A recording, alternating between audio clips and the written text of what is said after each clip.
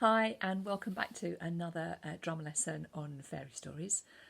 Hopefully you remember our story about the Frog Prince, and if you've got your storyboard or story to remind yourself of what it was all about, that would be brilliant.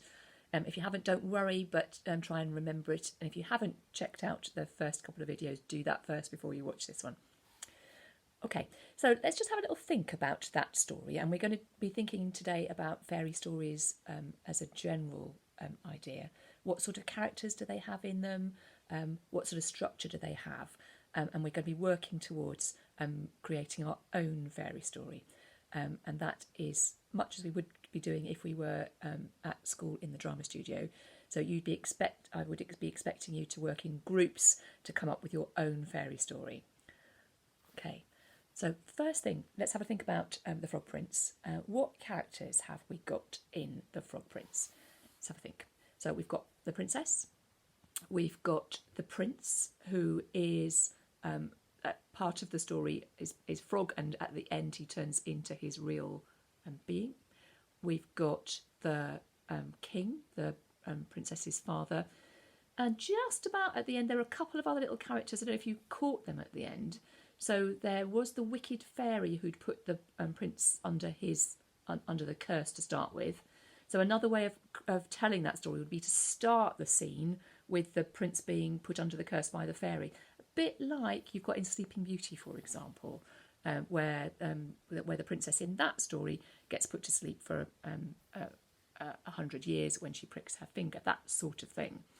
And at the end you've also got the servant who has been really mourning his master while he's been a frog.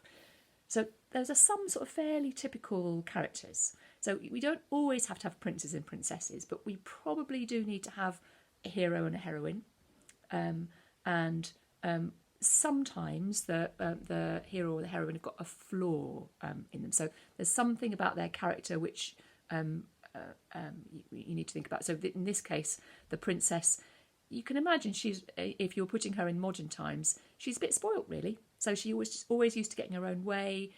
She is somebody who's a bit manipulative. That means that she's a bit sly, isn't she? She's a bit sneaky when she's trying to do a deal with the frog, but never having any intention of keeping her word. Although eventually, of course, she does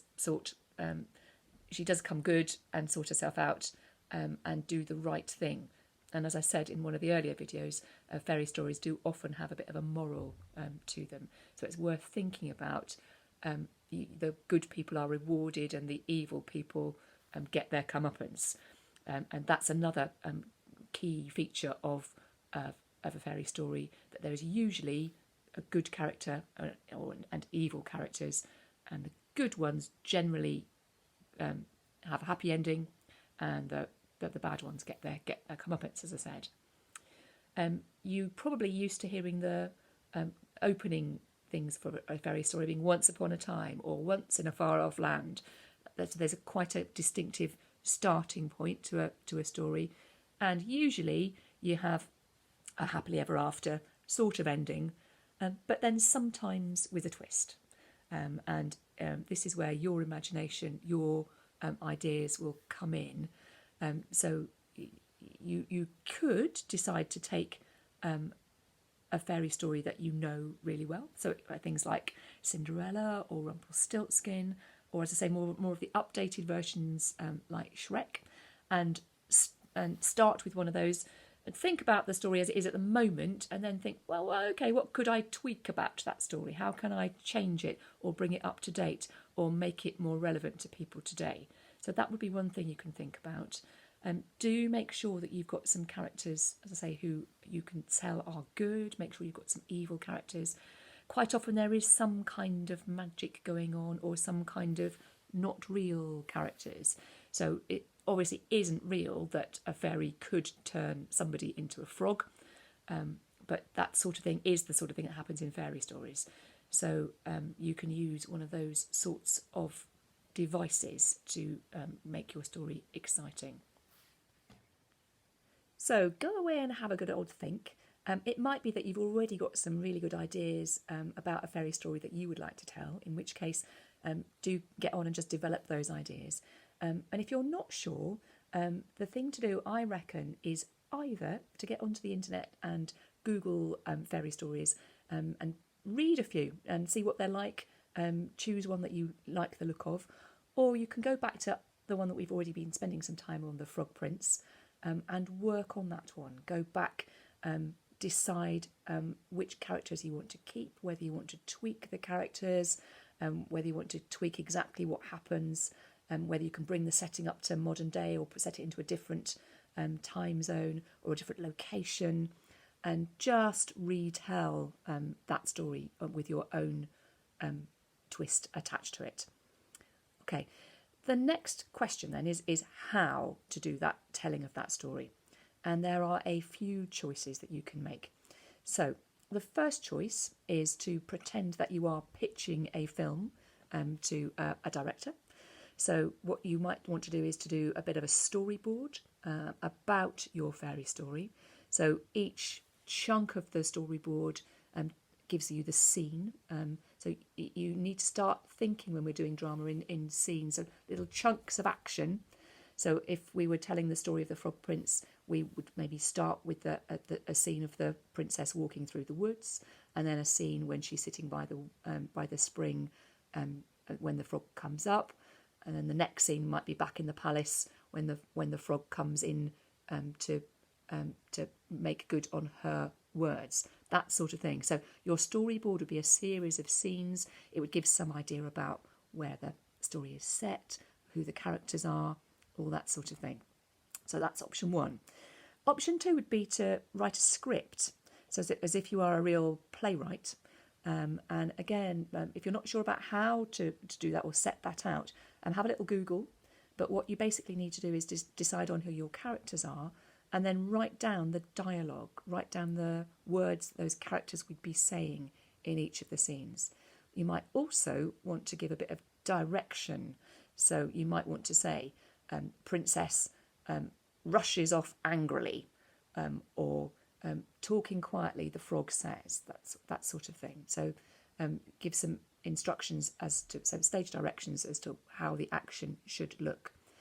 So you can do a storyboard for a movie. You can try and do a script for your fairy story. Those are the sort of writing options. But if you are really more of a performer than a writer, then there are obviously other options as well. And you can either do these by yourselves, or you can try and collaborate with other people.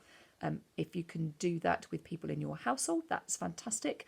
Or maybe even you could get in touch with some of your classmates via email or one of the video chat options and work on something together.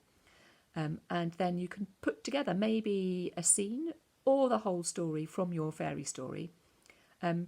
Now, obviously, it's more difficult if you're doing it by yourself, but there are plenty of people who do lots of different characters all as one, and lots of theatre companies where, for example, they'll do the whole of Shakespeare with 4 actors doing it. So maybe you can think about having one persona for the princess and another one for the frog and another one for the king if you were retelling the Frog Prince, and maybe have some different props to demonstrate who is who. As I say, you can either just do a scene and record it, or you can try and do the whole thing. Either would be fantastic. Either way, just make sure you are telling a fairy story. So it's got to be some elements of not being real about it. There's got to be some sort of traditional, hero, heroine, good and bad, a bit of a moral, and get that across. And of course, some of the typical fairy story characters. You could have witches, you can have an ogre, you can have fairies, you can have talking animals, all those sorts of things. Let your imagination run wild, whatever you feel like. And of course, your own twist. So if I'm thinking about, I know I've mentioned Shrek quite a few times, but in the classic fairy tale, you've got your frog turning into your prince. And the way that Shrek twists that, of course, is when Princess Fiona, the magic at the end, The magic is that she turns into the ogre. That's her real self, rather than the beautiful princess at the end. So maybe you can think of a twist like that. Whatever option you choose, do have a go. Let us know how you get on. If you can send in either your scripts or your storyboards or the clips of your scenes or your fairy stories, we would love to hear them and see them. Speak to you soon. Hope you enjoy it. See you soon. Bye.